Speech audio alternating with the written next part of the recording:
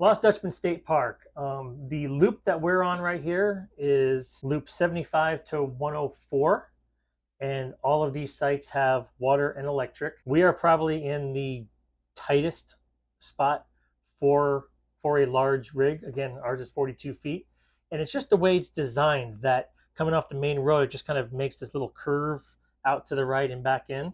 It's a very spacious spot. It's a very spacious It's just a spot weird outside. angle. It's a very weird angle. I kind of had to have the truck at a funky angle in order to disconnect. All the legs are on the asphalt, which is good. But if I had to do it over again, I probably wouldn't pick this exact spot.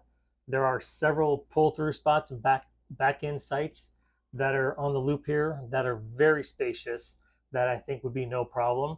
And there is one or two other kind of little pull-through loops where it's not as hard of an angle. I love the fact that it backs into nothing. When we walk out of the door, there's one RV to our right that's backed in another spot, but it's not like you have people on side by side. Yeah. If you're in a normal RV park where you're pulling through and pulling through and pulling through, we don't see anything on either side. Looking out the window to the left here is the roadway, and then there's some pull through spots across here, and then looking out the door to the right, that's the mountain. So we just walked around the entire park and checked out all the different sites. There is water and electric at the majority of the sites. There is one loop that we just kind of went through, and those are complete rustic, no hookups at all. There is no sewer hookups in any of the sites, but there is a dump station on the way out of the park. So the trails have anywhere from 0.2 of a mile hike all the way to a 2.5 mile trail. And it says length one way. So obviously you get to the end, turn around, come back. So any sort of level, any exercise, any fitness level kind of person, we walked today. How far did we walk? Well, we didn't really take a trail. We started on a trail, but we kind of wanted to go down and see the bathrooms and the showers and all that. And the RVs. Right, and the different spots. So we got off of the trail and went into the different loops. But we walked a total of, didn't I say 2.5 miles? Yeah, I think 2.5 miles. By the time we went there and back. Yeah, it's really good. We checked out one of the bathhouses that we found. It's probably a good little over a mile from where we are, but then again, we don't need it. So closer to the bathrooms, there's more rustic sites with tents and things like that. But bathhouses were, this is our first experience with them. They're not amazing, but they weren't dirty. I wouldn't have a problem putting on some shower shoes and going in there and taking a shower, using the restroom if I had to. The one had that outdoor sink. Yes, there was another one that had there was a gentleman there washing some dishes. He just brought his, detergent and some of his bowls and was cleaning them. So that was kind of cool. And again, that's over by, the rustic sites where there is no hookups or anything like that. So they do have amenities for all different types of camping. Tent camping. There were several tents. A lot of tents. They also have cabins here, which I've seen is new. Yes, I was reading through the thing, but they have cabins that you can rent, and they come with a queen bed and I think 2 bunks. Okay. And they come air conditioning, electricity, all that. And then you have a porch, and I think they said there was a fire ring and all that. You can also purchase firewood here. You can't collect wood and do a fire. There's signs about that, and there's no drones here. I know. I was so looking forward to getting some good aerial shots that with would the drone. be cool. And as soon as we started looking through the paperwork, no drones allowed at the state park. So I don't want to mind the rules. Too. Yeah, you don't want to ruin it. I'm not going to violate the rules, so we didn't do the drone. Okay, so if you had to rate Lost Dutchman out of 5, what would you rate it? Well, since this is our first time taking the RV out, and this is our first RV trip, I would say 4.5, just because there are no sewer. Yeah, there are no sewer hookups. Because there's one thing that we're learning really quick is we kind of forgot about water management, and our gray tank is getting full.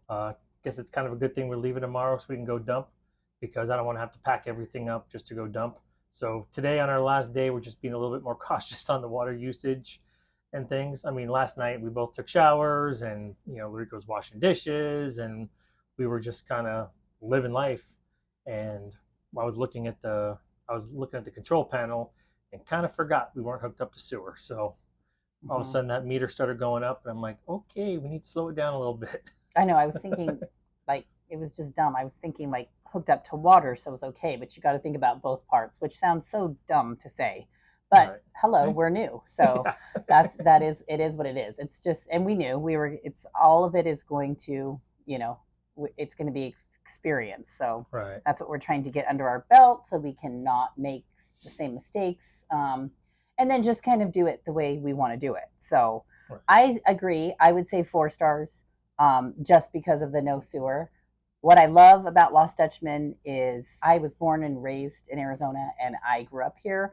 And I remember being a kid thinking, Arizona is so boring. Like, it's just desert and boring. And since I've gotten older, have really appreciated just how beautiful Arizona really can be. It has an amazing view of the Superstition Mountains, but then all the beautiful cactus that stick up and stuff. And cactus, I know, are very trendy right now, but they really are beautiful when you look at them. I don't know. And then, of course, Arizona has amazing sunsets. So the skies just turn orange and yellows and just beautiful. We don't have a fall, since we are in fall, where everybody's getting, all these beautiful leaves, which I can't wait to see a true fall. But we have beautiful sunsets. And so would you say it's been about between 77 and 80 in the day? Yeah. But like where it's different for fall in Arizona too, it just drops in the morning and at night. So I think it was like 51, 52, somewhere around there when we woke up this morning. It was a trip because I woke up early. I wanted to do the sunrise, getting the sun coming up over the Superstition. So I got up early to record that. I think I got up about 6:30. Sunrise was supposed to be about 6:45.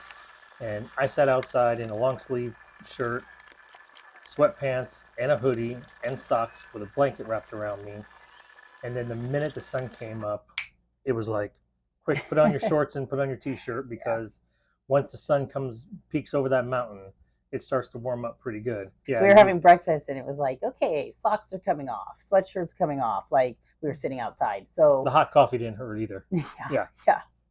So, but no, it's good. It's good. It's been really pretty. It's very quiet here, which is nice. The stars are really, they're very vibrant because you're out here in the desert and it's very dark. There's not like a bunch of camp lights. There's none, actually. There's no camp lights. So there's no street lights. There's nothing.